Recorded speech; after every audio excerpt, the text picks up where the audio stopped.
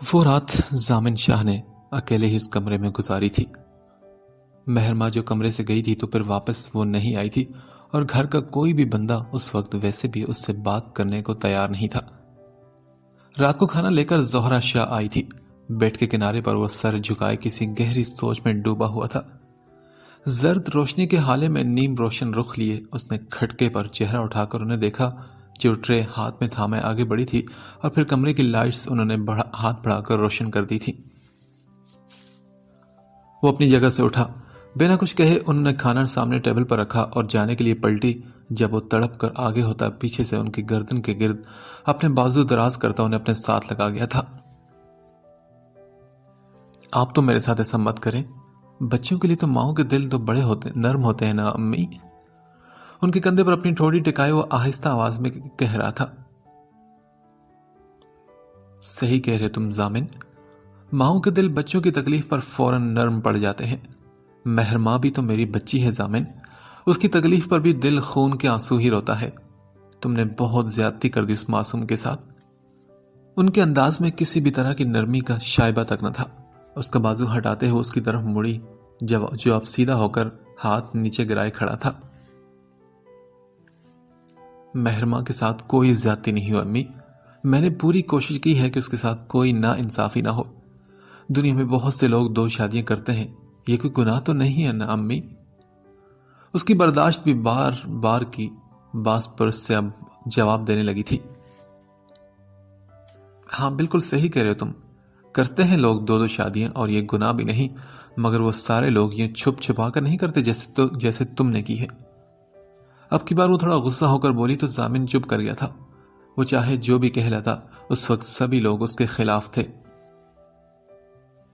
میں نے کھانا رکھ دیا ہے، کھا لینا تم، تلخی سے کہتے وہ واپس جانے کے لیے پلٹی تو اس نے کہا، تو آپ بھی وہی چاہتی ہیں جو بابا جان چاہتے ہیں؟ مہرما اس خاندان کی بیٹی ہے تو سب کی ہمدردی اس کے ساتھ ہے، لیکن امی سحر بھی تو کسی کی بیٹی ہے نا؟ اس کی بات پر ان کے بڑھتے قدم رک گئے تھے۔ پلٹ کر انہوں نے اسے دیکھا جو نروٹھے پن سے کہہ رہا تھا، ضامن میں خود ایک عورت ہوں، تم دونوں میں سے کسی ایک کا بھی انتخاب کرو گے تو دوسری کی تکلیف مجھے محسوس ہوگی، مگر یہ مصیبت تم نے خود اپنے لیے چنی ہے۔ وہ جتائے بنا رہ نہ سکی تھی۔ امی کسی ایک کی سلیکشن کرنا اتنا ضروری بھی تو نہیں ہے نا، میں دونوں کے ساتھ بیلنس رکھ کے اپنی لائف گزار بھی تو سکتا ہوں۔ اور شہر کون سا حویلی آتی ہے جو کسی کو اس سے مسئلہ ہوگا؟ وہ پہلے کی طرح شہر میں میرے ساتھ رہے گی، مہرما یہاں رہے گی آپ سب کے ساتھ، تو اس میں کیا مسئلہ ہے بتائیں مجھے ذرا۔ وہ واپس بیڈ پر بیٹھتا ہو جھنجھلا کر پوچھنے لگا، تمہارے بابا یہ کبھی نہیں مانیں گے، انہوں نے جیسے اسے کسی سپنے سے بیدار کر کے اسے بتانا چاہا تھا۔ وہ پہلے ہی ٹھیک نہیں ہے امی، میں بہت پریشان ہوں اس کی وجہ سے، اس طرح میری پریشانیوں میں اضافہ مت کریں آپ لوگ پلیز۔ تھک ہار کر کہتا وہ انہیں چونکا گیا تھا۔ ماؤں کے دل واقعی بڑے ہی نرم ہوتے ہیں، اپنی اولاد کو ذرا سی بھی پریشانی میں دیکھ کر فوراً ان کی طرف کھینچے چلے آتے ہیں۔ اگلی صبح ناشتے کی لمبی سی ٹیبل پر سبھی موجود تھے، مگر پھر بھی خاموشی کا راج تھا۔ وہ سبھی لوگ چپ چاپ ناشتہ کر رہے تھے، ہمیشہ کی طرح اس کی آمد کا انتظار نہیں کیا گیا تھا۔ کچھ دیر بعد اپنا بیگ کندھے پر ڈالے وہ وہاں سے گزرنے لگا تو سبھی نے ایک ساتھ اسے دیکھا۔ ان دیکھنے والوں میں وہ بھی شامل تھی جس پر ایک نگاہ ڈال کر اس نے نگاہوں کا رخ پھیر لیا تھا، بالکل ویسے ہی جیسے مہرما نے اس پر دوسری نظر ڈالنا گوارا نہیں کیا تھا۔ اسے جاتا دیکھ کر تبریز شاہ کے ہاتھ رکے، انہوں نے اسے تولتی نظروں سے دیکھا اور کہا، تو تم واپس جا رہے ہو ہاں؟ اس کی تیاری پر چوٹ کرتے ہو انہوں نے کہا، اور بدلے میں اس نے کچھ بھی نہ کہا، بس وہ یوں ہی چپ چاپ کھڑا رہا۔ کسی فیصلے پر پہنچے بھی ہو یا ویسے ہی وقت ضائع کرے تم؟ انہوں نے ایک اور طنز کا وار اس پر کیا تو وہ بولا، میرا فیصلہ اب بھی وہی ہے جو کل شام تک تھا۔ اس کی بات پر تبریز شاہ کے چہرے پر غصہ آیا تھا، لیکن مہرما شاہ کی خواہش میں پوری کرنے کا بھی کوئی ارادہ نہیں رکھتا، یہ بھی بات سن لیں۔ اب یہ بات اپنی لاڈلی کو بھی آپ اچھے سے سمجھا دیجیے گا، وہ بھی اپنی ضد پر اتر آیا تھا۔ مہرما نے چہرہ اٹھا کر تنے ہوئے نکوش لیا اس کی طرف دیکھا جو خود چپتی نگاہیں اسی پر رکھے ہوئے تھا۔ میں چلتا ہوں، خدا حافظ۔ یہ کہہ کر اس نے قدم باہر کی طرف بڑھا دیے تھے۔ اپنے اس فیصلے کے ساتھ تم حویلی کے دروازے اپنے لیے بند کر لوگے ضامن شاہ، یہ بات یاد رکھنا۔ پیچھے سے تبریز شاہ کی تیز آواز نے اس کا پیچھا کیا تھا۔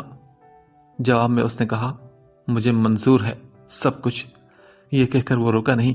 پیچھے سب اس کی اس درجہ بے نیازی پر حیران رہ گئے تھے۔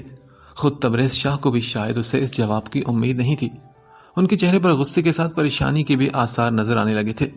مہرماں نے تو آخری نوالا منہ میں رکھتے ہی بظاہر پرسکون انداز میں اپنا ناشتہ ختم کیا اور پھر آرام سے اٹھتے ہی واپس مڑ گئی تھی۔ سب کی نظریں اپنی کمر پر محسوس کرتے ہوئے اس کی آنکھوں میں نمی کی پہلی تہ سی نمودار ہونے لگی تھی۔ اس کے قدم اپنے کمرے کی طرف بڑھ رہے تھے جو شادی سے پہلے اس کی ملکیت ہوا کرتا تھا اور جہاں اس نے گزشتہ رات آنکھوں میں کاٹ دی تھی۔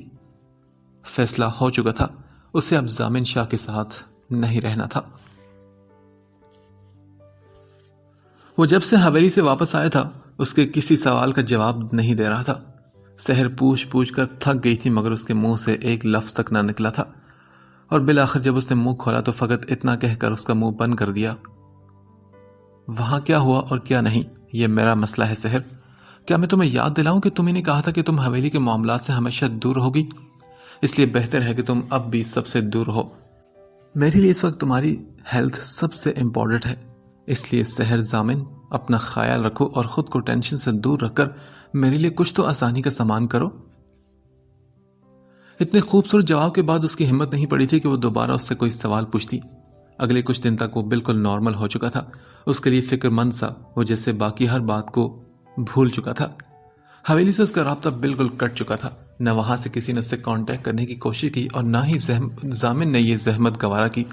فی الحال اس کے لیے اگر کچھ ضروری تھا تو وہ فقط سحر کا ٹریٹمنٹ تھا، مگر ہر ممکن حد تک اس کا خیال رکھنے اور علاج کی بہترین سہولیات کے باوجود وہ ریکور نہیں کر پا رہی تھی۔ کچھ دن درد سے نجات ملتی تو اگلے کچھ دن اسے ہاسپٹل میں ایڈمٹ کروانا پڑتا۔ زندگی میں سے سکون تو جیسے ایک دم رخصت ہو گیا تھا۔ وہ آفس بھی ہوتا تو دھیان سحر کی طرف ہی لگا رہتا۔ راتوں کو نہ جانے کتنی بار ڈر کر اس کی آنکھ کھلتی، کبھی تو اسے پرسکون سویا دیکھ کر اس کے دل کو واقعی سکون ملتا اور وہ کتنی ہی دیر پھر اس کی نیند میں زیر و بم سانسوں کی روانی محسوس کرتا۔ ان کے ہمیشہ رہنے کی دل ہی دل میں وہ دعا کیا کرتا تھا، اور کبھی جو آنکھ کھلنے پر وہ درد برداشت کرتی کمرے میں ٹہلتی دکھائی دیتی تو بے بسی کا ایک ریلا اسے کچوکے لگاتا کہ وہ چاہ کر بھی اس کے لیے کچھ کر نہیں پا رہا تھا۔ تقدیر کے سامنے بے بسی شاید اسی کو کہتے ہیں۔ ایسے میں حویلی والوں کی طرف سے قطع تعلقی نے اس کے اعصاب پر بری طرح حملہ کیا تھا، اور کہیں نہ کہیں یہ سب مل کر اسے تھکانے لگا تھا۔ اس کے پاس کوئی مورل سپورٹ نہیں تھی، کوئی ایک ایسا چہرہ اسے میسر نہیں تھا جس سے وہ اپنا حال دل بیان کر پاتا۔ سحر کے سامنے سب ٹھیک ہے کہ تفسیر بنے وہ اندر سے ٹھیک نہیں تھا، اور یہ بات یقیناً وہ بھی جانتی تھی، مگر اس کا بھرم پھر بھی قائم رکھے ہوئے تھی۔ دن یوں ہی آہستہ آہستہ گزر رہے تھے۔ دن ہفتوں اور ہفتے مہینوں میں ڈھلتے چلے گئے۔ مہرماں شاہ نے دنیا والوں کے سامنے خود پر بے حسی کا خول چڑھا لیا تھا۔ بظاہر سب ٹھیک تھا۔ اس دن کے بعد سے اس نے ضامن کا بھولے سے بھی ذکر نہیں کیا تھا۔ گھر میں بھی اس کا تذکرہ مہرماں کے سامنے کرنے سے وہ لوگ گریز کیا کرتے تھے۔ وہ بھی یوں ظاہر کرتی تھی جیسے اسے کوئی پرواہ نہیں، جو کچھ ہوا اس سے کوئی فرق نہیں پڑتا۔ پہلے کی طرح سب کے درمیان بیٹھتی، وہ باتیں کرتی، ہنستی، مومن کے بیٹے مشارب کو گھنٹوں اٹھائے رکھتی۔ یوں اس نے خود کو مصروف رکھ کر بہت سی زہریلی یادوں اور سوچوں سے خود کو آزاد کر لیا تھا۔ اس کا دن تو کٹ جاتا تھا، مگر رات کی تنہائی میں اس ہرجائی کا چہرہ لاکھ نہ چاہنے کے باوجود اس کی آنکھوں کے سامنے آ کر اس کے سارے دن کی تپسیا کو مٹی مٹی کر دیا کرتا تھا۔ اس کی آنکھوں میں نمی کا سیلاب سا امڑ آتا، اور اس وقت اسے اپنا بھرم، اپنی انا کسی کے سامنے کھونے کا کوئی ڈر نہ ہوتا تھا۔ تبھی بہت سارے آنسو پلکوں کی باڑ توڑ کر تکیے میں جذب ہو جایا کرتے تھے۔ زہرہ شاہ اس کی ماں تھی۔ اتنے عرصے بیٹے کی شکل دیکھنا تو دور، آواز سننے کے لیے بھی وہ ترس گئی تھی۔ اپنی ممتا کے ہاتھوں مجبور ہو کر کئی بار دبے لفظوں میں ضامن کی سزا کو ختم کرنے کی التجا وہ تبریز شاہ کے سامنے کر چکی تھی، مگر وہ ہر بار سختی سے منع کر دیتے تو وہ بس پریشانی میں انہیں دیکھتی رہ جاتی۔ یہ انہی دنوں تپتی گرمیوں کی ایک دوپہر تھی جب مہر ماں کی طبیعت بگڑنے پر اسے ہاسپٹل لایا گیا تھا۔ ڈیلیوری میں ابھی کافی وقت باقی تھا، مگر اس کی حالت خراب ہوتی جا رہی تھی۔ رات کے آخری پہر اس نے ایک پری میچور بیٹی کو جنم دیا تھا۔ وہ بچی کمزور تھی، اسے انڈر آبزرویشن رکھا گیا تھا۔ محرم ماں اسے دیکھ بھی نہیں سکی تھی۔ بیٹی کی حالت کا سن کر اسے اپنی تکلیف بالکل ختم ہوتی محسوس ہوئی تھی۔ ٹینشن کے باعث اس کا بی پی بھی ہائی ہوتا جا رہا تھا۔ ایسے میں شمریز شاہ نے خود بھائی سے کہا تھا کہ ضامن کو بیٹی کی پیدائش اور حالت سے آگاہ کر دینا چاہیے۔ وہ چپ رہے تو انہیں ذرا ہمت بھی ہوئی۔ پھر انہوں نے مومن سے کہہ کر ضامن کو بھی اطلاع کروا دی تھی۔ جو بھی ہوا تھا اسے بدلا نہیں جا سکتا تھا، مگر ساری عمر وہ بیٹی کو یوں بھی نہیں دیکھ سکتے تھے۔ بیچ کی کوئی راہ تو نکالنی تھی، اور یہ بہترین موقع تھا اس مسئلے کا حل ڈھونڈنے کا۔ جس وقت ضامن کو کال ملی تھی وہ خود سحر کے ساتھ ہاسپٹل میں موجود تھا۔ وہ آئی سی یو میں تھی اور وہ باہر لگی چیئر میں سے ایک پر تھکن زدہ پریشان حال بیٹھا تھا۔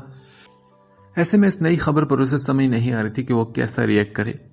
وہ بیٹی کی پیدائش پر خوش ہو یا عرس کی اور مہرماں کی حالت پر غم زدہ ہو۔ یہ خبر ایسی تھی کہ رہ سکنا بھی ممکن نہیں تھا۔ مومن کو جلد ہی حویلی آنے کا کہتا وہ کال بند ہوتے ہی اپنا سر ہاتھوں میں گرا چکا تھا۔ اگر یہ اس کی آزمائش تھی تو سخت ترین اور حوصلہ شکن ثابت ہو رہی تھی۔ ایک طرف سحر کی بری حالت تھی، اسے یوں چھوڑ کر جانا ممکن بھی نہیں تھا، وہ بھی ایسی صورت میں جب خالہ کی طبیعت بھی خراب تھی۔ اس کے باوجود وہ اس کے بیٹے کو سنبھال رہی تھی۔ ایسے میں سحر کی ذمہ داری بھی ان پر ڈال کر خود چلے جانا بھی اس کے لیے اچھا نہیں تھا، اور دوسری طرف یہ احساس بھی اسے کچوکے لگا رہا تھا کہ سبھی اختلافات اور ناراضگی ایک طرف، مگر یہ وہ وقت تھا جب اسے مہر ماں کے پاس ہونا چاہیے تھا۔ اگلے دن بھی وہ چاہ کر بھی حویلی کے لیے نہیں نکل سکا تھا۔ موبائل پر وہ مومن سے مسلسل رابطے میں تھا، مگر وہاں سے کوئی بھی اچھی خبر نہیں مل رہی تھی۔ بالآخر تیسرے دن ڈاکٹر نے سحر کی حالت کو کچھ ٹھیک قرار دے دیا تھا۔ اسے روم میں شفٹ کر دیا گیا۔ پہلی فرصت میں اس سے ملتے اس کی طرف سے تسلی کرتے وہ حویلی کے لیے نکلا تھا۔ شام سے وہ مسلسل مومن کو کال کر رہا تھا، مگر وہ بھی اس کی کال ریسیو نہیں کر رہا تھا۔ ایسے میں اس کی پریشانی ڈبل ہو چکی تھی۔ رات کے 2 بجے وہ حویلی میں انٹر ہوا اور اسے احساس ہوا کہ اس نے آنے میں بہت دیر کر دی تھی۔ اس کی بیٹی آج دوپہر میں ہی اس دنیا کو چھوڑ گئی تھی، اور ان لوگوں نے اسے بتانا تو دور، اس کے آنے کا ویٹ بھی نہیں کیا اور اس کی بیٹی کو منو مٹی تلے دفن کر دیا تھا۔ ایک شوق کی سی کیفیت میں وہ پھٹی پھٹی آنکھوں سے زہرا شاہ کے منہ سے یہ باتیں سن رہا تھا، جو خود نم آنکھوں سے یہ سب بتا رہی تھی۔ 3 دن ضامن، 3 دن تھوڑے تو نہیں ہوتے، کاش تم وقت پر آ جاتے بیٹا۔ اس معصوم جان کا تو اللہ نے اتنا ہی وقت لکھا تھا اس دنیا میں، کم از کم تم اسے دیکھ تو لیتے۔ مہر ماں کے پاس تو ہوتے تم بیٹا اس وقت جب اسے سب سے زیادہ تمہاری ضرورت تھی۔ اس کے پاس بیٹھے وہ نم آواز میں اسے کہہ رہی تھی، امی مہر ماں کہاں ہے؟ آنکھوں میں نمی کو انگوٹھے کے دباؤ سے صاف کرتے وہ ضبط سے سرخ پڑتے چہرے کے ساتھ ان سے پوچھ رہا تھا۔ جس وقت اس نے مہر ماں شاہ کے کمرے کا دروازہ کھٹکھٹایا، رات کا آخری پہر شروع ہو چکا تھا۔ وہ پہلے ہی بہت دیر کر چکا تھا، مزید دیر کرنے کی ہمت اب اس میں باقی نہیں تھی۔ دروازہ کھولنے والی سامنے آمنہ شاہ تھی۔ اسے دیکھ کر پہلے آنکھوں میں حیرت اور اگلے ہی پل بہت ساری شکایات اور تکلیف نے جگہ لے لی تھی۔ بنا کچھ کہے ضامن نے آگے بڑھ کر انہیں خود سے لگایا۔ وہ روایتی چچی تو کبھی نہیں لگ رہی تھی، وہ تو ان کے لیے ماں جیسی ہی تھی۔ انہوں نے کبھی کوئی شکوہ نہیں کیا تھا۔ اس سے الگ ہوتے دوپٹے سے چہرہ صاف کرتے انہوں نے اسے اندر جانے کا راستہ دیتے خود وہاں سے چلے جانا ہی مناسب سمجھا تھا۔ کمرے میں داخل ہوتے اس نے نیم اندھیرے میں بیڈ پر لیٹے وجود کو دیکھا، پھر ہاتھ بڑھا کر دروازے کے ساتھ دیوار پر ہاتھ مارتے اس نے لائٹس جلائی تھی۔ مہر ماں کروٹ کے بل لیٹی تھی، اس کی طرف اس کی پشت تھی۔ جلدی سے بازو آنکھوں پر رکھ کر روشنی کو خود تک آنے سے اس نے روکا تھا۔ امی لائٹس بند کر دیں پلیز۔ مہر ماں نے نرم سی آواز میں یہ بات کہی تھی۔ وہ جانتی تھی کہ امی اس کے جاگنے اور رونے سے باخبر ہے، مگر پھر بھی اسے نہ تو چپ کروایا تھا اور نہ ہی انہوں نے اسے رونے سے روکا تھا۔ ضامن قدم قدم چلتا اس تک آیا، اس کے سامنے آہستگی سے بیٹھتے اس کا بازو پکڑ کر آنکھوں سے ہٹایا تو مہر ماں نے سرخ روئی روئی آنکھیں کھول کر سامنے دیکھا تھا۔ 3-4 دن کی بڑی شیو، رت جگہوں کی غماز سرخ ڈوروں سے سجی آنکھیں اور منتشر بالوں کے ساتھ خود بھی بکھری بکھری حالت لیے وہ اس کے سامنے موجود تھا۔ مہر ماں کی آنکھوں کی جلن میں ایک دم کئی گنا اضافہ ہوا تھا۔ وہ اب آیا تھا 3 دن بعد، جب وہ قیامت آ کر گزر بھی گئی تھی تو وہ تب آیا تھا۔ وہ دکھ جو ان دونوں کا سانجھا تھا وہ دکھ اپنی جان پر وہ اکیلے برداشت کر گئی تھی، تو اب بھی وہ کیوں آیا تھا؟ کیا ضرورت تھی اسے آنے کی؟ دکھ، تکلیف اور بے پناہ غصے نے اس کے کمزور اعصاب کو بری طرح جھنجھوڑ کر رکھ دیا تھا۔ شدید غصے کے عالم میں وہ جلدی سے اٹھنے کو تھی جب پورے وجود میں درد کی لہر، اس قدر شدید لہر دوڑی کہ وہ درد سے بے حال ہو کر واپس سر تکیے پر رکھنے پر مجبور ہو گئی تھی۔ تکلیف اور بے بسی کا شدید احساس اس کی آنکھوں سے بھل بھل آنسو کی صورت رواں ہوتا چلا گیا۔ ضامن تو بس لاچارگی سے اسے روتے ہوئے دیکھتا رہ گیا تھا۔ آپ اب بھی کیوں آئے ہیں؟ چلے جائیں واپس، کیونکہ یہاں ایسا کوئی نہیں جسے آپ کا انتظار ہو۔ جسے انتظار تھا وہ تو مایوس ہو کر منہ موڑ چکی ہے۔ مہر کی آواز میں چھپا درد ضامن کے دل کو جکڑ چکا تھا۔ ایسے مت کہو مہر، وہ میری بھی بیٹی تھی۔ ضبط کے باوجود آنکھوں سے آنسو کا ایک قطرہ ٹوٹ کر اس کے ہاتھ پر گرا تھا۔ نہیں، غلط، وہ صرف میری بیٹی تھی۔ اس کے ہونے نہ ہونے سے فرق صرف مجھے پڑتا تھا۔ اس کی خوشی بھی صرف میرے اکیلے کی تھی اور اس کا غم بھی صرف میرا ہے۔ آپ کے لیے وہ کچھ نہیں تھی، وہ صرف میری بیٹی تھی۔ بیوی انچاہی ہو تو اولاد بھی انچاہی رہتی ہے مسٹر ضامن۔ اب کی بار اس کی آواز بلند ہونے لگی تھی۔ غصے کے باعث، بے بسی کے باعث اس نے 3 دن اس کا انتظار کیا تھا۔ ایک ہلکی سی امید تھی کہ وہ اس کے لیے نہ صحیح اپنی اولاد کے لیے تو ضرور آئے گا، مگر اس کی امید ایک بار پھر ٹوٹی تھی، اور اس بار بہت ہی بری طرح ٹوٹی تھی۔ ضامن شاہ سے وابستہ اس کی ساری امیدیں یوں ہی تو قطرہ قطرہ ہو کر دم توڑ دیتی تھی، مگر اس بار کی کسک تو سب سے بری ثابت ہوئی تھی۔ اولاد کی خوشی اور غم دونوں ہی ایسے ہوتے ہیں جو 1000 رنجشوں کے باوجود میاں بیوی کو آپس میں جوڑ دیتے ہیں، اور ضامن شاہ نے وہ موقع گنوا کر اپنے اور اس کے درمیان پہلے سے موجود فاصلے کو مزید زیادہ کر دیا تھا۔ I'm sorry مہر، میں جانتا ہوں کہ میں نے آنے میں دیر کر دی، مگر اس کا مطلب یہ نہیں کہ مجھے دکھ نہیں۔ تم جو مرضی کہہ لو، مگر حقیقت تو یہی ہے کہ وہ میری بھی بیٹی تھی۔ اس کے یوں جانے کا غم مجھے بھی ہے۔ فرق صرف یہ ہے کہ تقدیر نے میرے ہاتھ باندھ کر مجھے حالات کی بے رحمی کے آگے ڈال دیا ہے، جہاں سے سب کو ہر صورت میں ہی قصوروار نظر آ رہا ہوں۔ دونوں ہاتھ آپس میں باندھے وہ گردن موڑے اسے دیکھ رہا تھا، جو بے آواز مسلسل رو رہی تھی۔ اس کی کوئی دلیل، کوئی وضاحت اب دل پر لگے تالے کو کھولنے میں ناکام ہو رہی تھی۔ مہر ماں نے کروٹ دوسری طرف لے لی تھی، جیسے اس کے ہونے نہ ہونے سے، اس کے کچھ کہنے یا نہ کہنے سے اب اسے کوئی فرق نہیں پڑتا۔ سب کچھ بے معنی ہو چکا تھا۔ ضامن کتنی دیر سر جھکائے، لب بند کیے وہاں بیٹھا رہا۔ ان دو لوگوں کے درمیان کمرے میں رقص کرتی خاموشی میں ایک انکہا سا درد چھپا تھا، جو ماحول کو اور بھی غم زدہ کر گیا تھا۔ ایک کے پاس کہنے کو کچھ نہیں تھا تو دوسرے کے پاس کچھ سننے کی خواہش نہیں رہی تھی۔ وقت ابھی ان پر مہربان ہونے کو شاید تیار نہیں تھا۔ وقت کے تھال میں ان کے لیے ابھی کچھ اور بھی تھا۔ اگلی صبح وہ بنا کسی کو بتائے واپس چلا گیا تھا۔ تبریز شاہ کا غصہ تو آسمان کو چھو رہا تھا۔ اس کے یوں بنا بتائے جانے پر وہ برس پڑے تھے۔ سمجھتا کیا ہے وہ خود کو؟ چوروں کی طرح آدھی رات کو گھر میں داخل ہو کر صبح سورج نکلتے ہی فرار بھی ہو گیا۔ یہ گھر ہے یا کوئی کرائے کی جگہ؟ اسے اپنے سوا کوئی اور نظر نہیں آتا، نہ کسی کی تکلیف محسوس ہوتی اسے۔ جب سے زہرہ شاہ نے انہیں اس کے اچانک چلے جانے کا بتایا تو وہ یوں ہی غصے میں سیخ پا ہو رہے تھے۔ بھائی اور بھتیجے کے سامنے ان کی الگ بے عزتی ہوئی تھی۔ شمریز شاہ نے بڑے پن کا مظاہرہ کرتے ہوئے اس کی غلطی کے باوجود پیش قدمی کی تھی، مگر اسے کسی اور کا خیال ہی کب تھا۔ ضامن کے لیے ان کا دل اور بھی خراب ہوتا چلا گیا تھا۔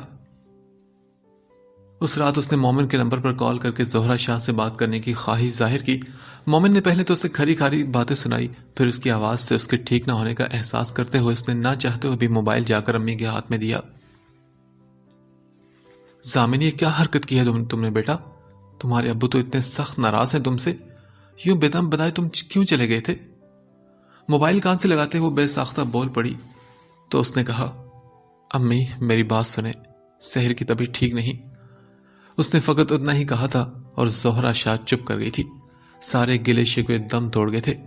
وہ ماں تھی، بیٹے کی مجبوری، اس کی بے بسی اور تکلیف کیسے محسوس نہ کرتی؟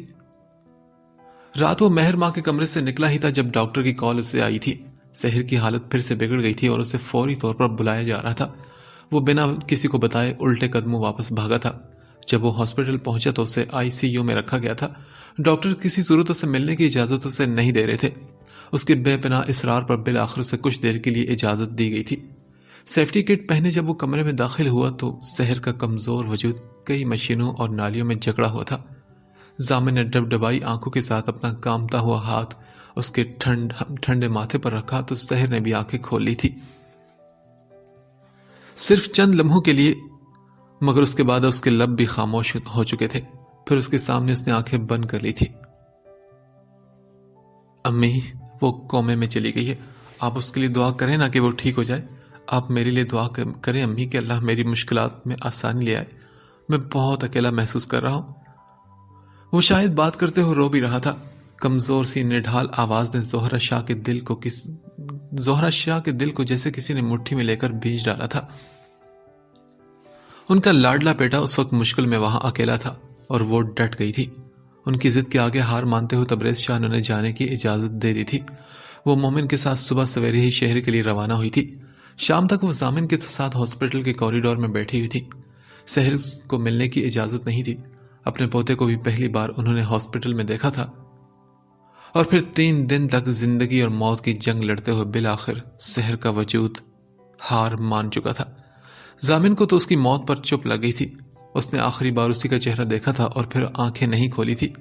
حویلی سے مومن آیا تھا۔ سحر کو اس کی خواہش کے مطابق سمیر کے ساتھ ہی دفن کر دیا گیا تھا۔ زہرہ شاہ 1 ہفتہ ضامن کے پاس رہی تھی اور پھر وہ واپس لوٹ آئی تھی۔ وہ آتے ہوئے اکیلی نہیں آئی تھی بلکہ 7 مہینے کا انس بھی ان کے ساتھ ہی تھا۔ حویلی میں ضامن کی پہلی بیوی کی موت کی اطلاع سبھی کو چونکا گئی تھی۔ اب اس کا بیٹا دیکھ کر اس معصوم کے لیے سبھی کا دل بھی نرم پڑ گیا تھا۔ جو بھی ہوا تھا اس میں سب کا کوئی قصور نہیں تھا، جس کو بھی یہ بھی معلوم نہیں تھا کہ اس نے اپنی ماں کو کھو دیا ہے۔ زہرہ شاہ اس کی دیکھ بھال خود کرتی تھی۔ تبریز شاہ نے کسی قسم کا کوئی ری ایکشن نہیں دیا تھا۔ آہستہ آہستہ سبھی اس سے پیار کرتے چلے گئے تھے۔ مہر ماں کے لیے بھی سحر کی اچانک موت کسی شوق سے کم نہیں تھی۔ اسے ضامن کے دکھ تھا، صدمہ اور غصہ بھی تھا، مگر اس نے کبھی اس کی بیوی بچے کا برا نہیں سوچا تھا۔ یہاں تک کہ جب گھر میں ضامن کو سحر کو طلاق دینے کے لیے فورس کیا جا رہا تھا تب بھی اس نے ان کی حمایت نہیں کی تھی۔ کسی اور کا گھر توڑ کر وہ خود کبھی خوش نہیں رہنا چاہتی تھی۔ پھر اس کے طلاق دینے سے بھی جو ٹھیس اس کے دل کو پہنچ چکی تھی اس کی بھرپائی ممکن نہیں تھی۔ اپنے غم سے وہ ذرا سنبھلی تو وہ سب گھر والوں کے اصرار پر کمرے سے باہر نکل کر سب کے درمیان بیٹھنے لگی تھی۔ ایسے میں انس سے سامنا بھی اس کا لازمی ہو جایا کرتا تھا۔ مشارب کو اٹھاتے اس کے ساتھ کھیلتے، اکثر وہ بھی گھٹنوں کے بل چلتا چلتا اس کے پاس آ جایا کرتا تھا۔ پھر صوفے کا سہارا لے کر وہ کھڑا ہوتا، بڑے غور سے اپنی بڑی بڑی آنکھیں اس پر جمائے دیکھا کرتا تھا۔ وہ کبھی مشارب کو گدگداتی تو ساتھ ہی اس کی کلکاری بھی گونجنے لگتی۔ ایسے میں مہر ماں یوں ظاہر کرنے کی کوشش کرتی جیسے اس کے آس پاس موجود ہی نہ ہو، لیکن حقیقت تو یہ تھی کہ وہ چاہ کر بھی اسے اگنور نہیں کر پا رہی تھی۔ آہستہ آہستہ وہ اس کی توجہ کھینچ چکا تھا، اور اس دن سب کی حیرت کی انتہا نہ رہی جب اس نے کھانا کھاتے ہوئے اس کے قریب آنے پر نہ صرف اسے اٹھا لیا تھا بلکہ اس کے اپنے ہاتھوں سے کھیر بھی کھلائی تھی۔ زہرہ شاہ کے دل میں اسے دیکھ کر ایک نئی امید جاگی تھی۔ مہر ماں کا انس کی جانب جھکاؤ ان کی ڈھارس بڑھا گیا تھا۔ 3 ماہ ہونے کو آئے تھے۔ اس دوران ضامن صرف ایک بار حویلی آیا تھا، تب بھی وہ دونوں ایک دوسرے سے یوں بیگانگی لیے ہوئے تھے جیسے شناسائی کی کوئی ایک رمق بھی ان کے رشتے میں باقی نہیں رہی تھی۔ زہرہ شاہ نے جان بوجھ کر انس کی ذمہ داری رفتہ رفتہ غیر محسوس انداز میں مہر ماں پر ڈال دی تھی۔ مہر ماں خود نہیں سمجھ پائی تھی، مگر کہیں نہ کہیں انس کے وجود میں اس کی روتی کرلاتی ممتا کو قرار آ گیا تھا۔ اس نے اپنی اولاد کھوئی تھی تو انس نے اپنی ماں، ایک ہی وقت ان دونوں نے اپنے اپنے قریب ترین رشتے کھوئے تھے، تو کہیں نہ کہیں اسے اپنا اور انس کا نقصان ایک جیسا لگتا تھا۔ اس دن انس کو صبح سے ہی بخار ہو رہا تھا۔ شام تک دوا دینے کے باوجود جب بخار کم نہ ہوا تو مہر ماں زارا کے ساتھ اسے ہاسپٹل لے گئی تھی۔ واپس آتے ہوئے مغرب کے قریب کا وقت ہو گیا تھا۔ انس اور اس کی دوائیاں لیتے ہوئے زہرہ شاہ کے کمرے کی طرف بڑھی تھی جب دروازے پر اس کے قدم تھم گئے تھے۔ سامنے بیڈ پر زہرہ کے سامنے اس کی جانب پشت کیے وہ ضامن ہی بیٹھا تھا۔ امی بھلا کیا ضرورت تھی انس کو اس کے ساتھ بھیجنے کی؟ آپ انس کی ذمہ داری مہر ماں کے سر مت ڈالیں، وہ میرا اور سحر کا بیٹا ہے اور میں نہیں چاہتا کہ مہر ماں اسے۔ وہ جھنجھلائی آواز میں کچھ کہہ رہا تھا اور اس سے زیادہ سننے کی محرمہ میں ہمت نہیں تھی۔ تیز قدموں سے آگے بڑھنے پر زہرا اور ضامن ایک ہی وقت میں اس کی طرف مڑے تھے۔ اس کے تنے ہوئے نقوش اور سرخ پڑتی رنگت بتا رہی تھی کہ وہ ضامن کی بات سن چکی ہے۔ ارے مہرو بیٹا، آؤ تم آگے واپس، کیا کہا ڈاکٹر نے؟ زہرا شاہ نے مسکراتی سی آواز میں کچھ دیر پہلے کہے گئے ضامن کے لفظوں کے اثر کو زائل کرتے ہوئے پوچھا تھا۔ امی، موسمی بخار ہے، رات تک ٹھیک ہو جائے گا انشاءاللہ۔ ضامن کو سرے سے نظر انداز کیے وہ جھک کر انس کو زہرا کی گود میں ڈال رہی تھی، جو اب بھی اس کی بڑی سیاہ سی چادر کو مٹھی میں مضبوطی سے جکڑے ہوئے چہرے کے زاویے بگاڑتا رونے کی تیاری میں تھا۔ ضامن نے ایک نگاہ اس کے سپاٹ اور بے نیاز چہرے پر ڈال کر ہاتھ بڑھاتے ہوئے انس کو اٹھانا چاہا، مگر وہ بھی اپنے نام کا ایک تھا کہ مہر ماں سے دست بردار ہونے کو قطعی راضی نہیں تھا۔ بالآخر مہر ماں کو زبردستی اس کے ہاتھ سے اپنی چادر چھڑوانی پڑی تھی۔ میڈیسن والا شاپر سائڈ ٹیبل پر رکھتے ہوئے وہ انس کے رونے کی پرواہ کیے بغیر کمرے سے نکل گئی تھی۔ زہرا شاہ نے اس کے جانے کے بعد افسوس سے اپنے بیٹے کو دیکھا، جو اب انس کو گود میں لیے چپ کروانے کی کوشش کر رہا تھا۔ سن لیا ہے اس نے، کیا ضرورت تھی یہ سب کہنے کی ضامن؟ میں جب بھی پر امید ہوتی ہوں کہ شاید اب تم دونوں کے بیچ کی دوریاں کم ہو جائیں گی، تم ہر بار کوئی نہ کوئی نیا شوشہ چھوڑ ہی دیتے ہو۔ وہ اسے سخت نظروں سے دیکھتے ہوئے خفا ہو رہی تھی۔ ضامن بے دلی سے مسکرایا اور بولا، امی آپ ایسی امیدیں وابستہ کر کے خود کو ہلکان مت کیا کریں۔ ہاں تو کیا ساری عمر یوں ہی گزار دو گے ایک دوسرے سے منہ موڑے ہوئے؟ اچھی خاصی مہرو انس کے ساتھ گھل مل گئی تھی۔ اتنا خیال رکھتی ہے بچے کا وہ، اب تمہاری باتوں سے دل کس قدر دکھا ہوگا بچی کا۔ پر امی، میں نے کوئی غلط بات تھوڑی نہ کی ہے، میں بھی تو اسی کے خیال سے کہہ رہا ہوں نا۔ انس سحر کا بیٹا ہے، وہ جب سحر کو نہیں قبول کر پائی تو اس کی اولاد کو کیسے قبول کرے گی؟ اسی لیے کہہ رہا تھا کہ اس پر کسی قسم کا دباؤ مت ڈالے۔ انس اس کی ذمہ داری نہیں ہے امی، اس کے ساتھ پہلے ہی جانے انجانے میں زیادتی ہوئی ہے تو مزید کسی زیادتی کی گنجائش نہیں ہے۔ سنجیدگی سے کہتا وہ روتے ہوئے انس کو لیے وہاں سے اٹھ گیا تھا۔ دوسری طرف اپنے کمرے میں آ کر مہر ماں نے غصے میں اپنی چادر اتار کر بیڈ پر پھینکی تھی۔ تیز تیز سانس لیتے وہ دھپ سے بیڈ پر بیٹھتے ہوئے اس کی گردن کی رگیں پھولی ہوئی تھی۔ سمجھتے کیا ہے خود کو؟ میں کون سا ان کے بیٹے کو اغوا کر لیتی جو یوں باتیں سنا رہے تھے؟ میرا اور سحر کا بیٹا ہے، چتانا کیا چاہ رہے تھے آخر وہ؟ آنکھوں میں نمی اور غصہ لیے وہ خود سے باتیں کر رہی تھی۔ اس کا موڈ پوری طرح آف ہوا تھا۔ رات کو کھانے کی ٹیبل پر بھی وہ نہیں گئی تھی۔ امی اور بھابھی کے اصرار پر وہ کان لپیٹے رہی۔ انس کا خیال بھی اس کے دل میں آیا تھا، پتہ نہیں اس کا بخار اترا ہوگا یا نہیں، کسی نے اس کو میڈیسن دی ہوگی یا نہیں۔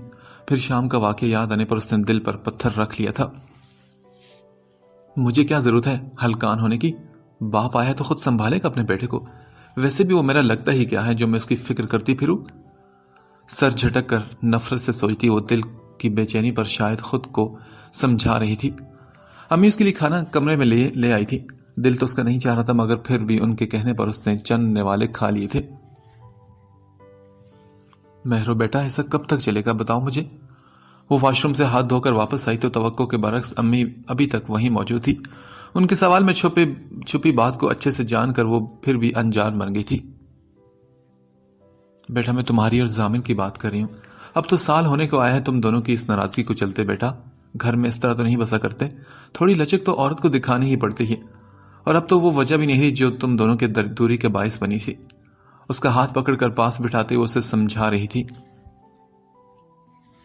امی، میرے اور ضامن کے درمیان وجہ سحر نہیں تھی۔ مجھے دکھ تو اس بات کا ہے کہ ضامن نے اتنا عرصہ مجھ سے حقیقت چھپائے رکھی، انہوں نے مجھے دھوکہ دیا، میرا اعتبار توڑا ہے امی۔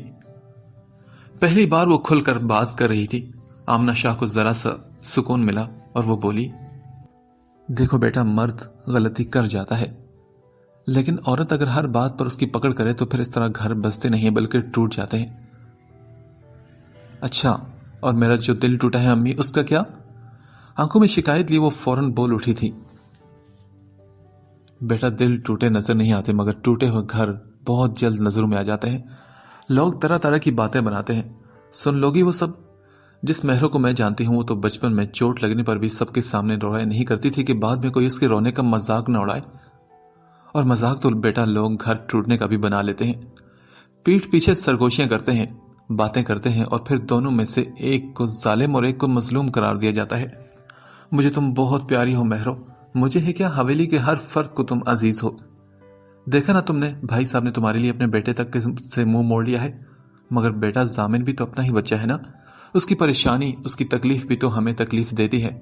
جو ہوا اسے نصیب کا لکھا قبول کر لوگی تو آگے کی زندگی آسان ہو جائے گی.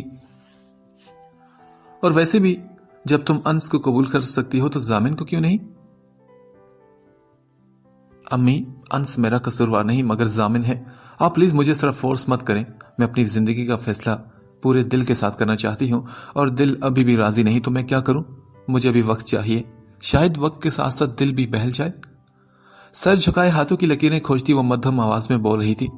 آمنہ شاہ کے لیے فی الحال اس کی یہ باتیں ہی کافی تھی. وہ مسکرا دی اور اس کی ماتھا چوم کر اسے خود سے لگا لیا تھا. میں دعا کروں گی کہ اللہ میری بیٹی کا دل پھیر دے.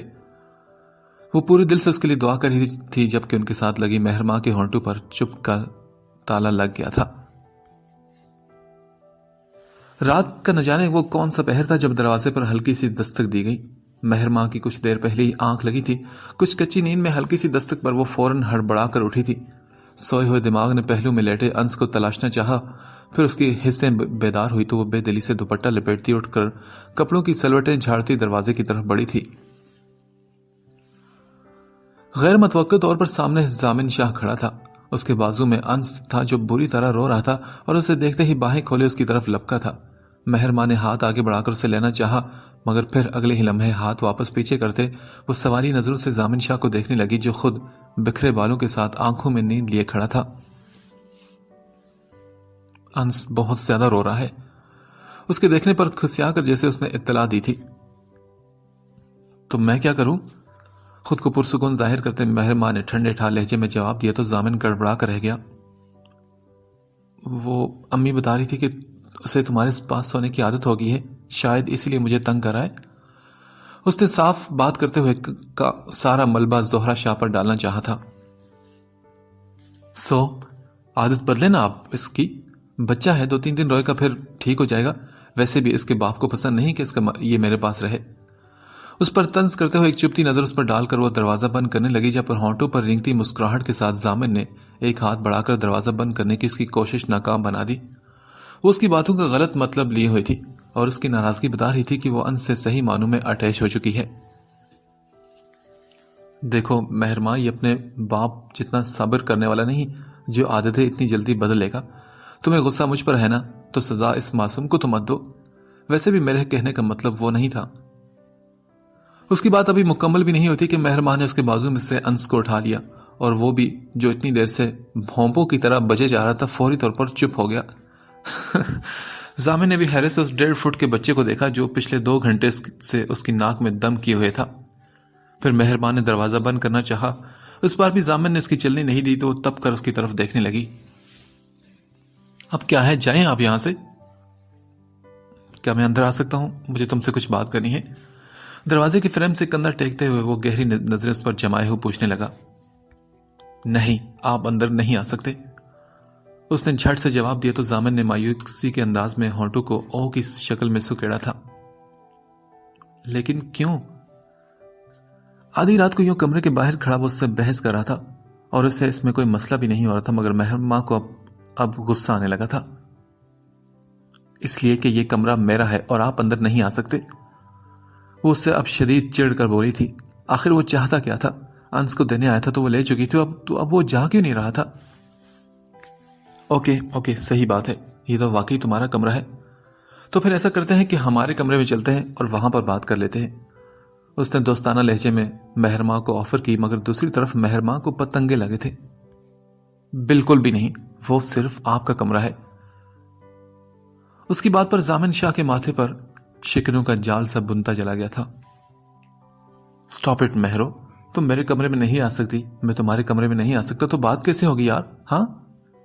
وہ صحیح معنوں میں اس کی بچکانی باتوں پر غصہ میں آ گیا تھا. مجھے کوئی بات ہی نہیں کرنی آپ سے، سنا آپ نے؟ انس کی چھیڑ چھاڑ سے اس کے بالوں پر ٹکا دوپٹہ سر سے اتر چکا تھا. ان دونوں کی لا حاصل سی بحث کے برعکس وہ پرسکون لگتا تھا.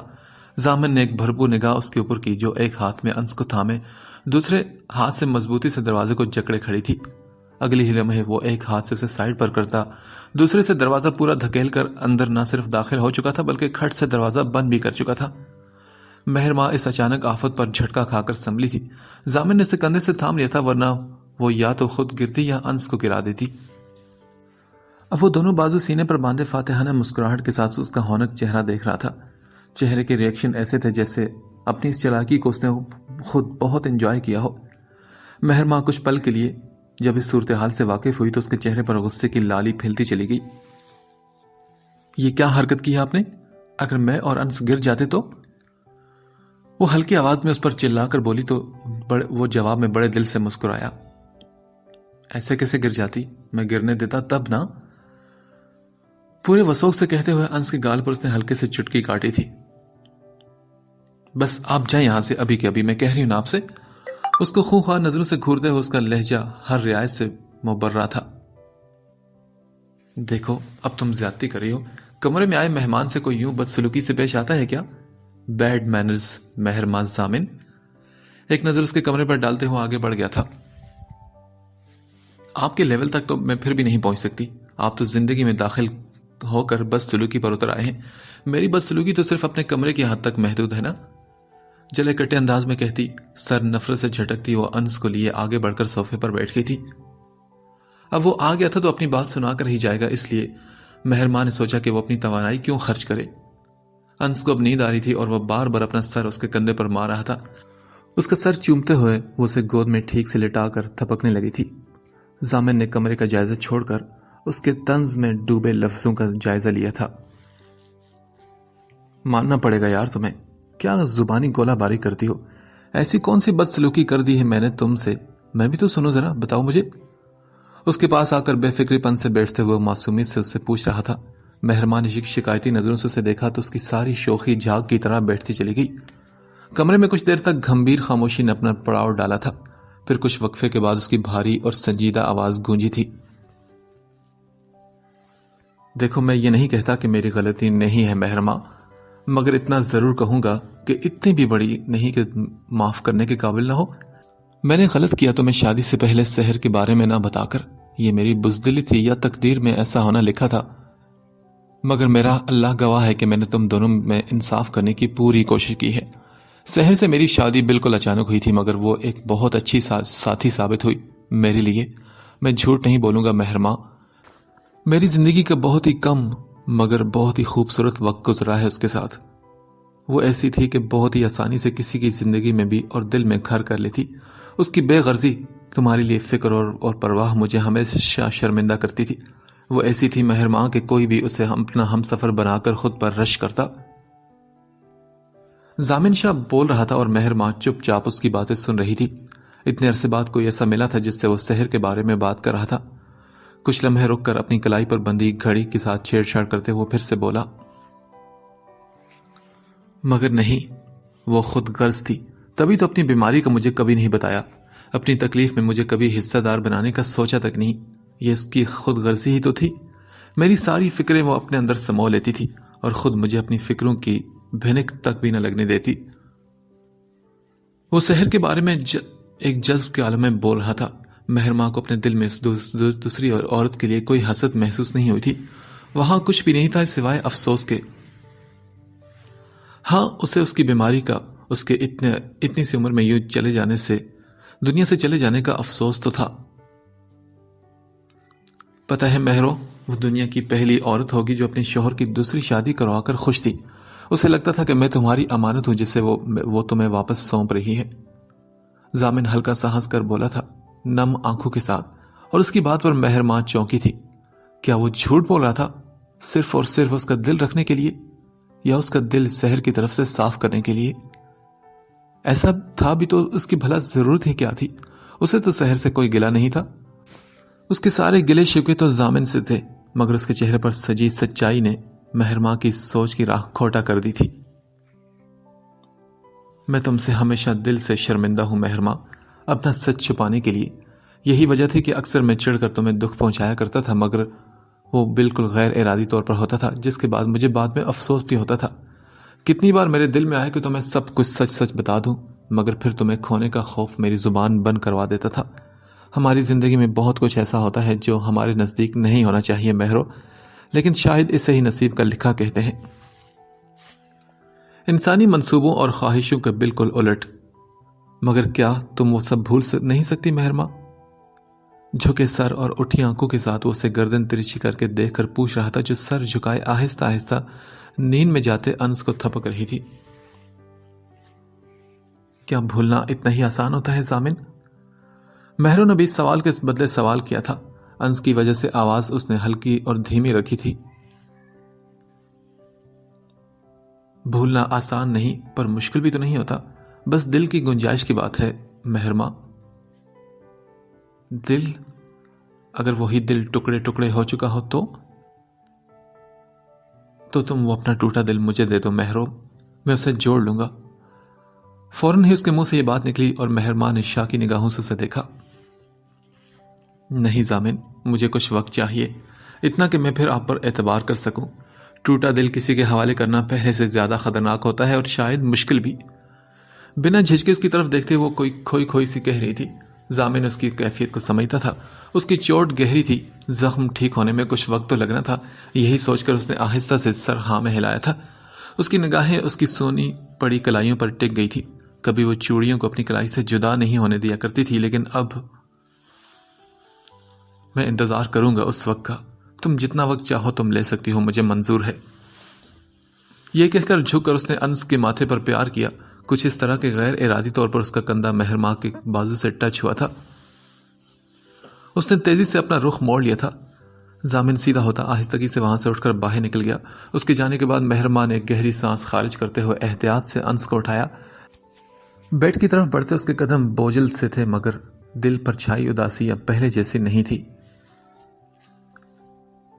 شہر واپس جانے کے بعد ضامن کا نئے سرے سے مہرماں سے رابطہ جڑا تھا۔ وہ ہر روز اسے کال کیا کرتا، روٹین کی باتیں، انس کے بارے میں بہت ساری باتیں کر کے وہ بھولے سے بھی اس طرف نہیں جاتی تھی جہاں وہ امید کی ڈور تھامے کھڑا تھا۔ کبھی کبھی وہ اسے چھیڑتا تھا، اب نہیں پوچھو گی کہ میں کب واپس آؤں گا؟ لہجے میں سلگتے جذبوں کی آنچ لیے وہ کہتا۔ اس کا دل زور سے دھڑکا جایا کرتا تھا، مگر وہ جان بوجھ کر پھر بھی انجان بن جاتی۔ آپ کا اپنا گھر ہے ضامن شاہ، جب جی چاہے چلے آئیے گا، وہ سادگی سے اسے جواب دیتی تو ضامن شاہ ہنس دیا کرتا تھا۔ نہیں، اس بار تم بلاؤ گی تو میں تبھی آؤں گا۔ وہ بھی اپنی ضد میں آ کر بولتا تو آگے سے وہ خاموش ہو جاتی تھی۔ گھر میں سبھی اس کی اتنی لمبی غیر حاضری کو لے کر حیران تھے، یہاں تک کہ زہرہ شاہ نے بھی اس سے کہا تھا کہ وہ وہی شہر چلی جائے اس کے پاس۔ ویسے بھی کافی مہینوں سے یہ بات گھر میں زہر بحث تھی کہ مہرماں کو اب ضامن کے ساتھ ہی رہنا چاہیے۔ تبریز شاہ نے خود ضامن سے کہا تھا، بدلے میں اس نے یہ فیصلہ مہرماں پر چھوڑ دیا تھا۔ وہ چاہتا تھا کہ مہرو مکمل دل اور رضامندی سے اس کے ساتھ آئے، نہ کہ اس کے گھر والوں کے کہنے پر۔ یہی سوچ کر سب گھر والے خاموش ہو گئے تھے۔ ضامن اور مہرماں کی صلح کے بارے میں سبھی جانتے تھے، اس لیے کسی حد تک وہ بھی پرسکون تھے۔ زہرہ شاہ کے کہنے پر مہرماں نے بنا کسی حیل و حجت کے حامی بھر لی تھی۔ اگلی صبح وہ سب کی دعاؤں کے زیر اثر انس کو لے کر حاطب کے ساتھ شہر کی طرف روانہ ہوئی تھی۔ گھر میں کسی نے بھی ضامن کو اس کی آنے کی اطلاع نہیں دی تھی۔ وہ خود بھی دوران سفر اس کے اچانک خود کو سامنے پا کر ملنے والے ریئیکشن کا سوچ کر خوش تھی۔ اس نے کہا تھا کہ وہ اس کا انتظار کرے گا اور وہ اپنی بات پر قائم رہا تھا۔ مہرماں جانتی تھی کہ وہ کیا چاہتا ہے، مگر پھر بھی ضامن شاہ اس کی چاہت کے احترام میں پیچھے ہٹ گیا تھا، تو مہرماں نے بھی صرف اسے 3 مہینے کا انتظار کروایا تھا۔ اس سے زیادہ وہ اس کے معاملے میں کٹھور نہیں بن سکتی تھی۔ سرپرائز کے چکر میں انہوں نے ضامن کو اطلاع نہیں دی تھی، لیکن اب چونکے تو تب جب حاطب کو وہاں بنگلہ ڈھونڈنے میں مشکلات کا سامنا کرنا پڑا، کیونکہ وہ پہلی بار اس کے گھر جا رہا تھا۔ جس وقت ان کی گاڑی اس کے رہائشی بنگلے کے سامنے آ کر رکی تو شام کے سائے گہرے ہو چکے تھے۔ حاطب چوکیدار سے بات کر رہا تھا۔ کچھ دیر بعد دروازہ کھول دیا گیا۔ پورچ میں ضامن کھڑا حیرت اور خوشی کی ملی جلی کیفیت میں گاڑی روکنے پر آگے بڑھا تھا۔ حاطب سے ملتے ہوئے وہ بنا بتائے آنے کا شکوہ کر رہا تھا، مگر نظریں گاڑی سے اترتی سیاہ چادر میں لپٹی مہرماں اور اس کی گود میں موجود انس پر تھی۔ حاطب سے حال احوال پوچھ کر وہ اس کی جانب بڑھا، جو کچھ نروس سی کھڑی تھی۔ مہرماں کا سامان نکال کر ان دونوں کی طرف سے بے خبری کا تاثر دیتے حاطب اندر کی طرف بڑھ گیا تھا۔ پاس آتے ہوئے انس کو اس کی گود سے لیتے ہوئے اب اس کا حال پوچھ رہا تھا، جو اپنی گھبراہٹ پر قابو پاتے ہوئے نارمل ہونے کی پوری کوشش کر رہی تھی۔ پورا راستہ وہ اس کا ریئیکشن سوچ کر دل میں خوش ہوتی رہی تھی، مگر یہاں آ کر اپنی غیر ہوتی حالت پر اب اسے خود ہنسی آنے لگی تھی۔ اس کے ساتھ وہ اندر کی طرف بڑھی تھی۔ ریفریشمنٹ کے بعد ضامن نے اسے پورا گھر دکھایا تھا۔ رات کا کھانا ہوٹل سے منگوایا گیا تھا۔ حاتب تو کھانا کھاتے ہی ساتھ ہی اپنے لیے ایک مختص کیے کمرے کی طرف بڑھ گیا تھا کیونکہ اس نے صبح واپس جانا تھا۔ البتہ مہر ماں انس کو سلا کر باہر لان میں آگئی تھی۔ موسم صاف تھا مگر کہیں کہیں چھوٹے چھوٹے سیاہ بادل آسمان پر ہوا خوری کے لیے جیسے نکل کھڑے ہوئے تھے۔ تاروں سے سجا آسمان اور اس پر تیرتا چاند، آج سب کچھ نیا نیا سا لگ رہا تھا۔ لان میں کچھ دیر واک کرنے کے بعد وہ دروازے کے باہر بنی سیڑھیوں پر بیٹھی ہی تھی کہ اسے اپنے پیچھے قدموں کی آواز سنائی تھی۔ بنا مڑے بھی وہ جانتی تھی کہ آنے والا کون ہے، اس لیے یوں ہی گھٹنوں پر بازو لپیٹے وہ بیٹھی رہی۔ تبھی وہ بھی اس کے ساتھ آ کر بیٹھا۔ نیوی بلو کلر کے کرتا شلوار پہنے، اپنے مخصوص کلون کی بھینی بھینی خوشبو لیے، تر و تازہ اور قدرے خوش۔ حیرت انگیز طور پر مہر ماں نے بھی نیوی بلو اور وائٹ سوٹ پہن رکھا تھا، جیسے دونوں نے پہلے سے طے کر رکھا ہو میچنگ سوٹ کا۔ کھانے کی ٹیبل پر حاتب تک نے اس بات پر انہیں چھیڑا تھا۔ بھائی ہمیں تو سختی سے آرڈر کیا گیا تھا کہ ضامن کو آنے کے بارے میں کچھ نہ بتایا جائے، اور خود تو ایسا لگ رہا ہے جیسے کلر تھیم بھی مل کر ڈیسائیڈ کیا ہے آپ دونوں نے۔ اس کے مذاق میں کی گئی بات پر مہر ماں جھیم کر رہ گئی تھی، جبکہ ضامن کی ہنسی بے ساختہ بلند ہوئی تھی۔ خود سے آئی ہو یا گھر والوں کی مرضی سے آئی ہو؟ باہر جلتی لائٹ کی روشنی میں اس کا چہرہ آنکھوں میں سموئے وہ اس سے پوچھ رہا تھا۔ کسی اور کے کہنے پر آنا ہوتا تو میں کب کی آ چکی ہوتی۔ پاس رکھے گملے میں لگے پودے کے پتے پر نرمی سے انگلی پھیرتی وہ صاف بات کر رہی تھی۔ تو اس کا مطلب تم اپنی مرضی سے آئی ہو ہیں؟ زیر لب ہنسی دبائے وہ الفاظ سے کھیل رہا تھا۔ مہر ماں اس کی چالاکی پر مسکرائی اور بولی، آپ سننا کیا چاہتے ہیں یہ بتائیں مجھے۔ وہی جو تم سنا نہیں رہی۔ کیا میرا آ جانا ہی کافی نہیں ضامن شاہ؟ مہر ماں نے جس انداز میں کہا تھا، ضامن کے ہونٹوں پر مسکراہٹ رینگ گئی تھی۔ اس نے سر ہلا کر اس کی بات کا اعتراف کیا۔ واقعی اس کا آج آ جانا ہی کافی تھا۔ مجھے لگا تھا کہ میری سزا اتنی جلدی ختم نہیں ہوگی۔ اس کا ہاتھ اپنے ہاتھ میں لیتے ہوئے وہ اس کی کلائی میں سجی چوڑیوں کے مدھر سے شور میں گم سا ہو کر کہہ رہا تھا، اور مجھے لگا تھا کہ میں اس سے زیادہ بے حسی کا مظاہرہ نہیں کر سکتی۔ اس کے ہاتھ میں قید اپنے ہاتھ کو دیکھتی وہ شان سی لگتی تھی، پرسکون اور خوش۔ اوہ، یعنی کہ تمہیں اب بھی مجھ سے محبت ہے نا؟ مہر ماں نے اسے گھورنا چاہا مگر آج اس کی کالی آنکھوں کے سامنے اس کی سبز آنکھیں ہار گئی تھی۔ مہر ماں شاہ کو تو شروع سے ہی ضامن شاہ سے محبت تھی، بس ضامن شاہ ہی قدرے بے قدرہ سا تھا جو کبھی اس کے دل کا خیال نہیں کیا۔ اس نے گردن اکڑا کر بڑی شان سے بے نیازی سے اظہار محبت بھی کر دیا اور ساتھ ہی اسے لتاڑ بھی لیا تھا۔ ایک تیر سے دو شکار۔ ضامن نے بڑی مشکل سے اپنی ہنسی روکی۔ ہاں، ضامن شاہ اعتراف کرتا ہے کہ وہ محبت کے معاملے میں کبھی مہر ماں شاہ کا مقابلہ نہیں کر سکتا، بلکہ وہ چاہے گا کہ مہر ماں یوں ہی ساری عمر اسے دیوانوں کی طرح چاہے، اور ضامن شاہ اس معاملے میں اس سے 2 قدم ہمیشہ پیچھے رہے۔ بدلے میں شرارتی انداز اپنائے اس نے بھی اپنے دل کی بات کہی تھی، مگر مہر ماں کو سمجھ نہیں آئی تھی آئے وہ خوش ہو یا اس کی خود پسندی پر افسوس کا اعلان کرے۔ اسے افسوس بھری نظروں سے خود کو دیکھتے پا کر وہ ہنسا، پھر اٹھ کھڑا ہوا اور ساتھ ہی ہاتھ بڑھا کر اپنا ہاتھ اس کی طرف بڑھایا تھا۔ کچھ دیر وہ اسے دیکھتی رہی اور پھر پورے دل کے ساتھ اس کے ہاتھ پر اپنا ہاتھ رکھ دیا تھا۔ اس کے ہاتھ پر اپنی گرفت مضبوط کرتے وہ اس کی طرف جھک کر کچھ کہتا اندر کی طرف بڑھا تھا، جس پر مہر ماں نے افسوس سے گردن ہلائی تھی، اور اوپر آسمان پر تیرتا ٹوٹا ہوا چاند انہیں دیکھ کر مسکراتا ہوا بادلوں کی اوٹ میں چھپتا چلا گیا تھا۔